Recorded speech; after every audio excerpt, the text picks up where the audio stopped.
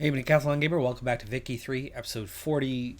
Our growth, our expansion of the United States has, of course, been the target of this playthrough, trying to reach number one, and we're definitely approaching Austria. I mean, we are so much larger than they are. So there's that. That's going for us. That's good. Uh, our total control of the Americas is still some way off from being realized. So we are going to definitely want to work on that now with 31 years to go. But of course, the whole how angry is everyone going to be and when are they going to team up to knock us down a peg or two is still a constant threat. Right now, we've got a pretty negative balance. So short term, we need to fix that. We need to fix the balance. And then I think, assuming that I want to keep growing, and assuming that every time I expand, we're going to make people more and more angry each time.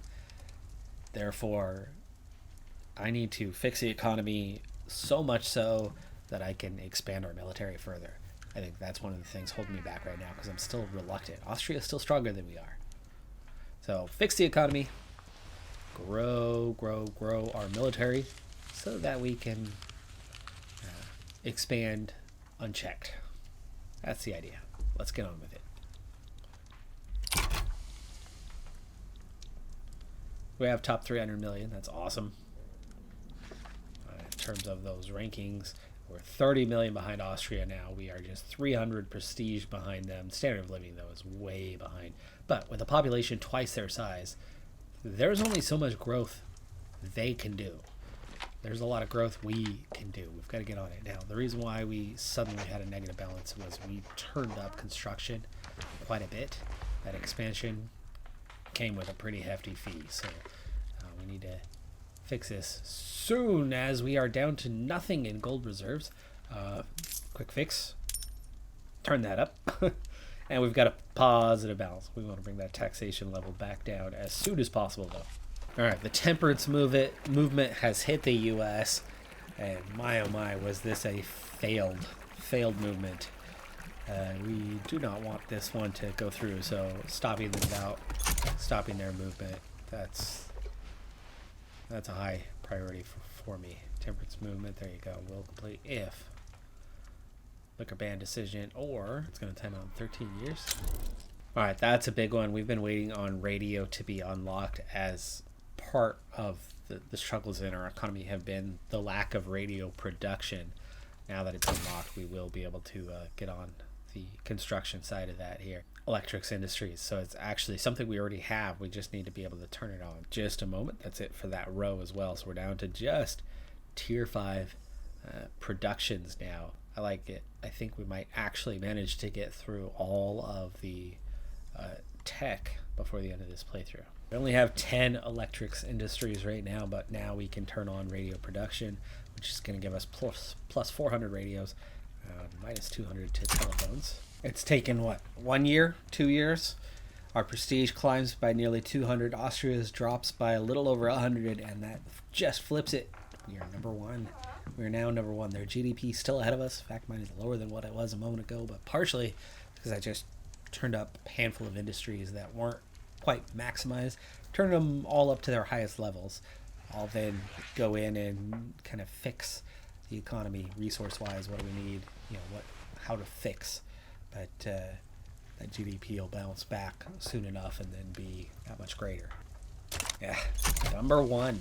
But that doesn't mean we're the strongest, right? They are still at 4,000 and 2,500, where we are at 1,500 and 3,000. So we're a ways behind. We're 1,000 behind in each category. And the positive balance we have right now is definitely only a temporary thing. We still need to turn down. A while ago, I ran through my first check of trying to get urban centers up to that level 5 so we can urbanize the U.S. So we still haven't finished that. We're a third of the way through what we need, right? We've got 25% when we need 75%. So let's pick some targets and try to get them up there as we go through and find what we can add to them to make it happen. Jersey's there. Pennsylvania is there.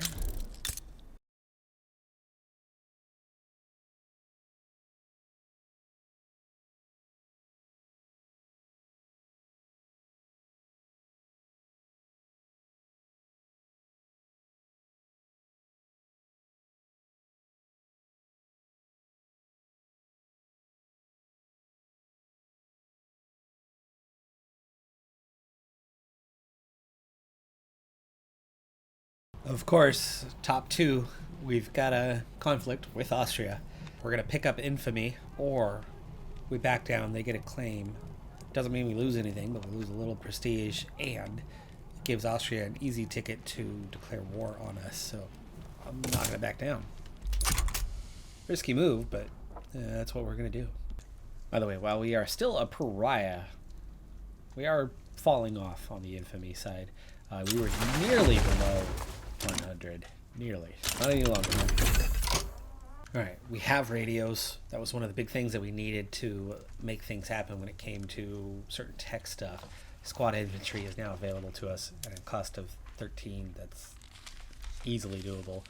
The conscription center is another area, though, to get that extra military might. We still only have 148 units. I mean, our standing army is not that big. I'd like to turn the taxes down again in the near future, but then that let's expand the military thing. We need to get on with it. We were just at 300, now we're at 350 million in just a couple of years, so we've added 50 million GDP. That's huge. But in the meantime, our standard of living did drop off a little bit, so we are going to need to do some things to address that, more clothing, so on and so forth. We're already starting to leave Austria in the dust with a few hundred prestige more than them already, and our GDP has nearly caught them and is catching them and is passing them. Saw it live. There you go. We now have the greatest economy in the world, or at least we had it for a couple of days. We'll get it back soon enough and leave. Of course, with 30 million more in terms of population compared to them,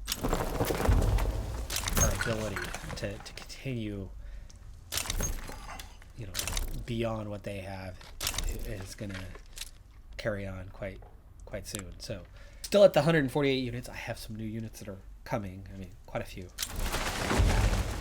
Another 10, 15, something like that. But the army projection already to 3,200. We're closing in on Austria's strength.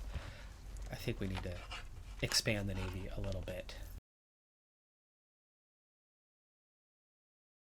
Again, we have the same incident popping up a second time. We're picking up infamy without even getting to do anything. And we've had an election. Free Trade Party has won, though very much a split vote. Only 32% communists. The Communist Party emerging as a serious threat here in the U.S. The Communist Party is containing who? Socialists are the trade union. Democrats are the devout landowners and petite bourgeoisie. You definitely don't want them in charge. Communists are the armed forces and the rural folk. Intelligentsia, who want to join the Free Trade Party, which is already the one in charge with the industrialists.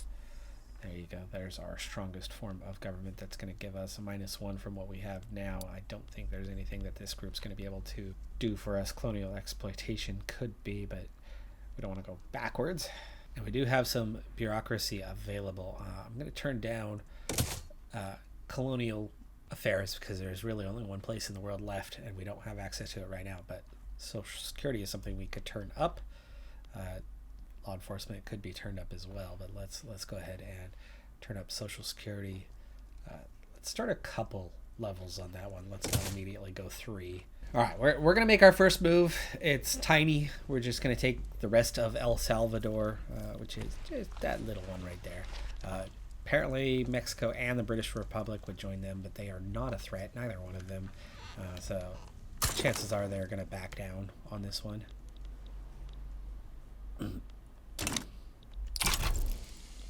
There you go. Yeah, British Republic immediately backs down. So does Mexico. So short term, nobody seems too interested in stopping us, and therefore, and no intervention possible. I mean, we're talking about British Republic and Mexico. That's it. They're the only possible allies for them, and that's why this is an easy choice for me.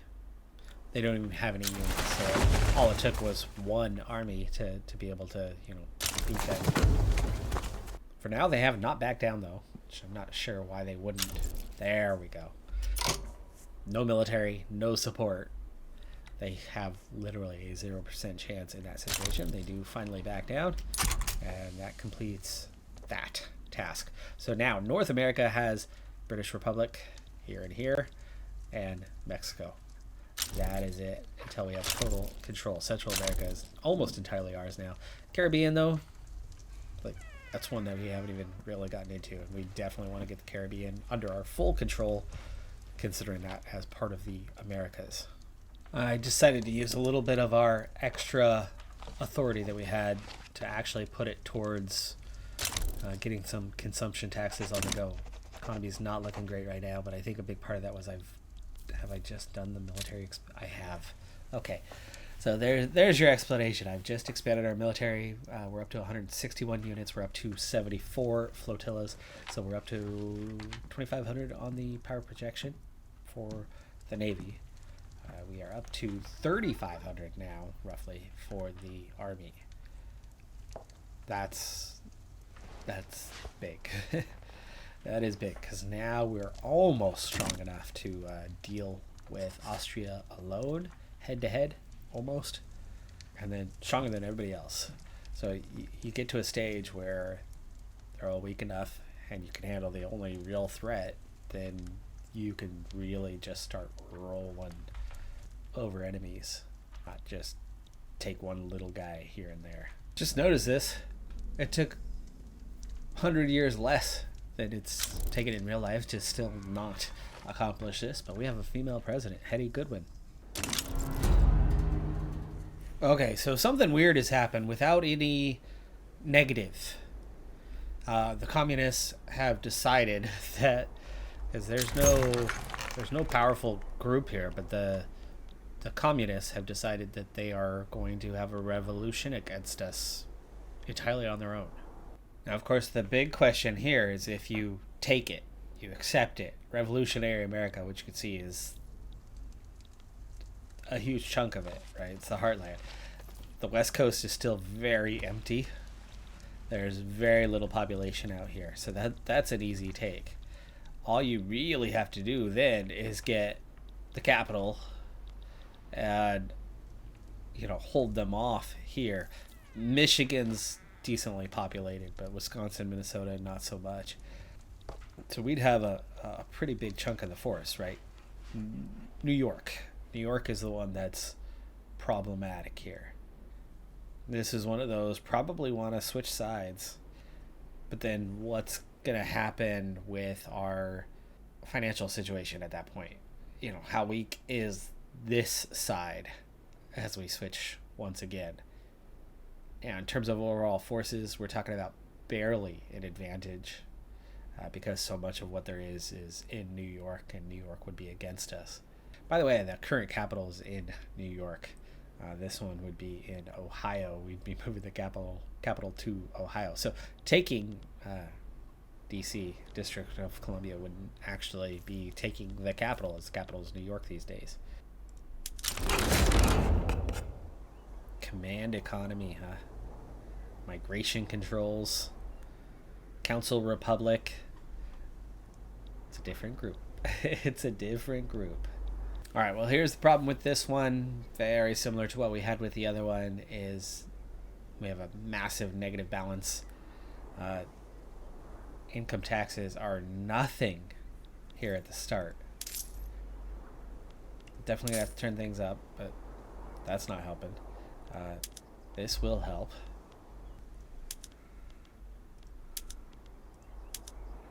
But only a little bit.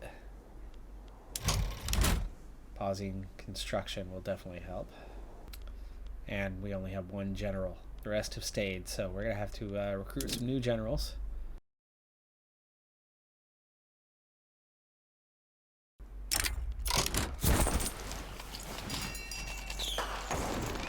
For the motherland. The Red Army. I know, right? We're going communist. Bureaucracy is the massive shortfall that we need to address short term. So, institutions. What can we turn down a little bit to help with the bureaucracy shortfall? We've already passed the US. We have a larger GDP, better standard of living. Got a little bit less on the population, but again, I think so much of that is a New York thing. Yeah, 40 million people in New York.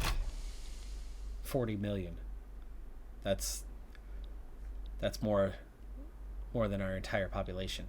So Columbus, Ohio is the new capital of the United States. All right, do we want to sway somebody to get on our side? I don't see why not. But I don't want it to be, definitely not in Austria or France. Maybe bring in somebody like Spain, because you know Spain's not going to be a problem later. For whatever reason, Spain apparently has decided not to join us. And the others are... Oh, the attempt to sway Spain has failed. And it's too late to try to sway anyone, so we're going to be on our own for this war. The balance has gotten worse and worse and worse. The unrealized taxes is only 80,000, so that's not it. It's the... what? Subsidies are $1 million? Whoa, what are we subsidizing? Textile mills alone, 379,000. And we can't turn them off. I'm guessing this is, yeah, it's mandated because of command economy. So the economy is absolute garbage now. So where are we going to get... Where are we going to make money? Quebec's on the other side too. So like, all of our expenses is the subsidies. Right? We're subsidizing everything. And because of the command economy, we are stuck on that. But we have no money coming in. Like, we should be minting absurd amounts of money. Isn't that how... I'm trying to think how a proper... we're not getting it through taxes, right? Well, I'm really regretting the switch sides option here. The economy is going to be total garbage. War begins, though. Command economy, right? The key for us to not go bankrupt here really quick is to understand what we are working with when it comes to a command economy. We have extra authority. Not really. We barely. Taxation capacity is higher, so we should be able to collect more taxes, significantly more, but we're not. Subsidies are mandated. Ouch. But it unlocks multiple new production methods and disallows other production methods. Most of our industries are making no money whatsoever right now. All right, I'm finding worker cooperative as an option is definitely increased. There's fewer bureaucrats, more laborers and machinists, and that should help kickstart. But so many of these are still at zero. I mean, they are completely blocked. They are not happening. But where I can, switch into the worker cooperative seems to be something that's going to help us out. Meanwhile, neither one of us is actually gaining any territory right now. Fight for DC is one of those that looks like it could end in our favor rather soon. We have a slight advantage in New York. Already starting to go into default, counting on very quickly, so we're losing the offense, the defense, the throughput, making the economy even weaker, as we are already exceeding our credit limit. We're already fallen to number 4, with neither one of us gaining anything in terms of territory, and our advantage is getting weaker and weaker and weaker. I don't see how we are supposed to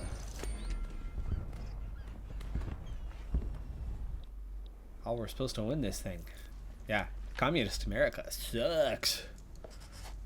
We are in a heap of trouble. I'd love to switch back to the regular US. I was liking the whole get rid of your infamy thing, but minus 20% penalties now. Really bad. Really bad. I have a feeling that the negatives that we are encountering, you can see how we went from plus 30, plus 50 to, plus 17, plus 25. The advantage has already been cut in half. I think the advantage is going to get cut yet further soon enough. And then, if we win the war, what are we gaining? Like, seriously. This command economy situation, at least at the moment, most of the industries have disappeared. They're non-existent. They're not producing anything. They're not adapting. Is it because I have selections that are still impossible selections? Like, why is none of it functioning? it should function. Or is it because there's no people available? I've got to get to the bottom of why productivity is zero. Because employment, 25,000. There's cash reserves, but yet productivity, okay, well, there's no fish.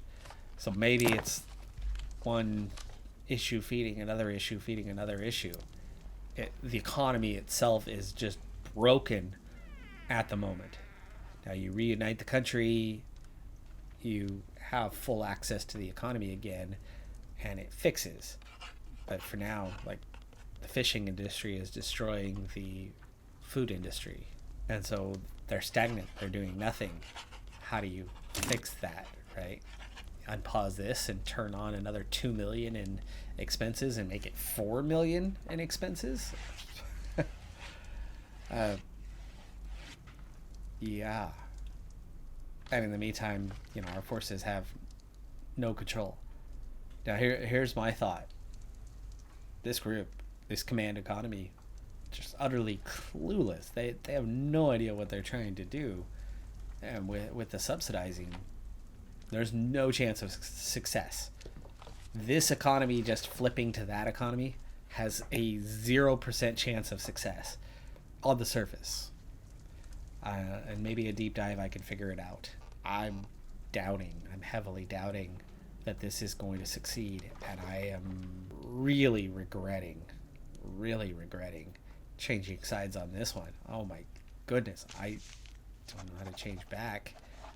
As we are playing Iron Man, I don't know how to change back. I mean, you're allowed to choose which side. And here was the thing. There was no radicalism. There was no revolution brewing. It just happened instantly. It was instant. At least I think it was. I didn't see there was no sign of radicalism at the bottom showing up.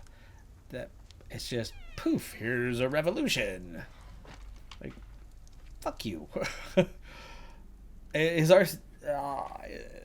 This could kill what was an amazing playthrough.